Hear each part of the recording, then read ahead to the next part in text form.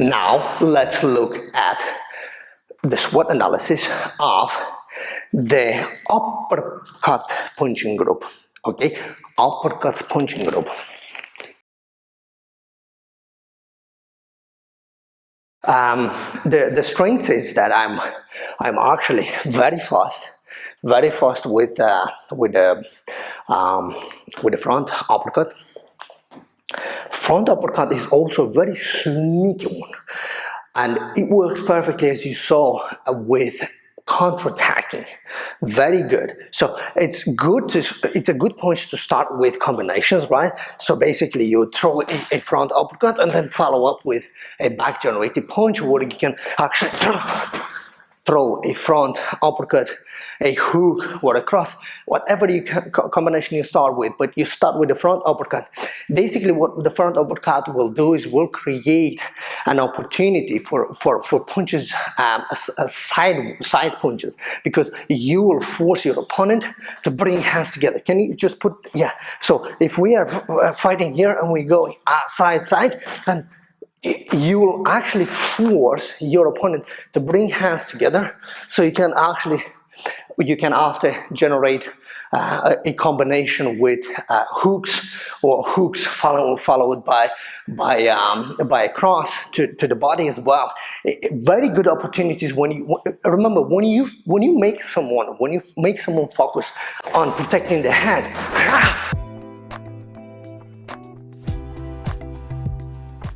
Body is very open, all right? So it's not that it's not that you are limited in only punching the head. In fact, the uppercut, and especially the front uppercut, opens very good opportunity to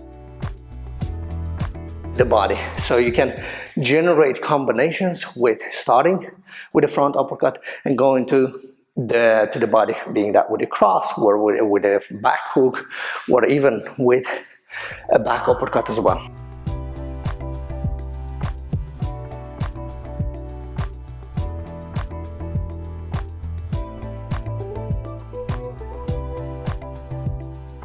Those are the strengths, but of course it has its weaknesses, and one of the biggest weaknesses, if not the biggest weakness, is you stay a little bit too open for my taste.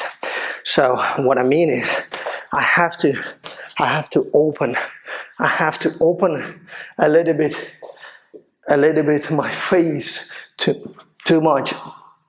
So I don't like, because I create opportunities for my opponent to capitalize on. So what you have to be aware of, that this is very true about the front uppercut, and you have to be lightning fast. You cannot slip on this punch. This is something you cannot afford with when you choose to go for an uppercut. You have to be lightning fast, and you have to regroup as soon as possible. And remember that rule of what goes out comes back home. This is multiplied by 2 when it comes to uppercuts, because you really open when you decide to go for an uppercut. It's a beautiful punch, being that a front or a back uppercut, but it's actually very dangerous because you open yourself for counterattacks. Okay, so that's the biggest weakness. And of course, from the front generated punches, this tends to be the slowest punch. Even though it's a surprise punch, is not a really fast punch. You'd be well, if you want to go there lightning fast, if you want to touch your opponent lightning fast with the back, then you would rather go for a jab, or if you want a really powerful one, and is the punch we will talk after this, is the front hook.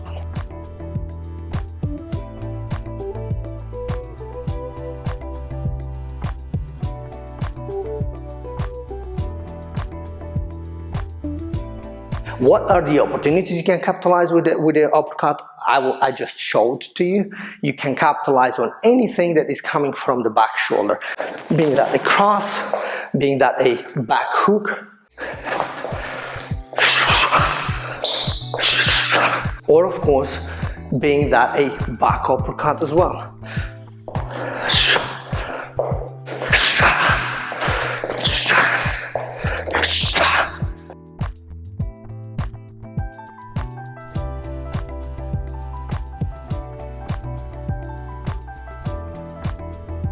So anything that is coming from the backhand, or any punch generated by the back shoulder, you can capitalize with the uppercut. especially true that is when it comes to a cross. I love to capitalize with the front uppercut on the back generated or the cross generated by the back shoulder. And this is of course, I'm talking everything so far, I'm talking when my opponent is mirroring me, right? Remember that if we were to talk about opposite side boxing stances, then with the front uppercut I would capitalize mainly on punches generated by the front shoulder. And in this case, remember that in this situation, I would capitalize on all the punches from the back shoulder, especially the cross, right? In this case, I would mainly capitalize on all the punches generated by the front shoulder, and of course the jab. The jab is the one that you actually capitalize best. So if you're throwing a jab,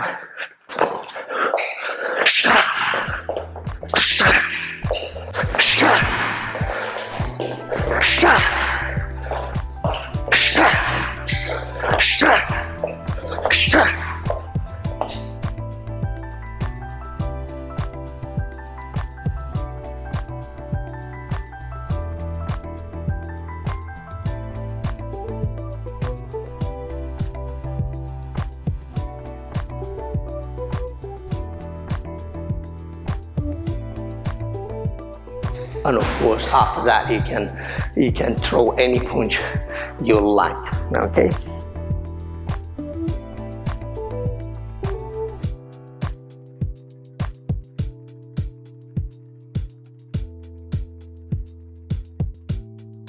What are the threats when you decide to go for a front uppercut? Well, as I told you, you open quite a lot. So when you decide to go for the front uppercut, if my opponent decides to go for the front uppercut, I open for either a hook, a very good opportunity, or I actually open he opens for a cross or a overhand, right overhand or left overhand. So if my opponent is going for an uppercut, that is how it looks like.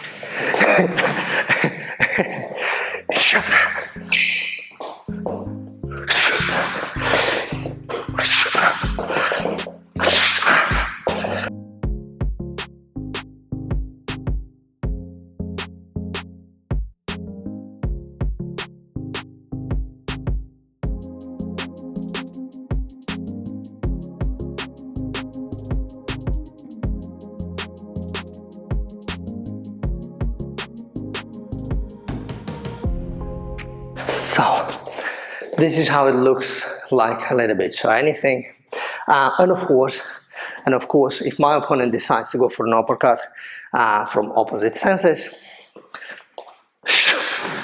you will capitalize on with front generated punches, okay?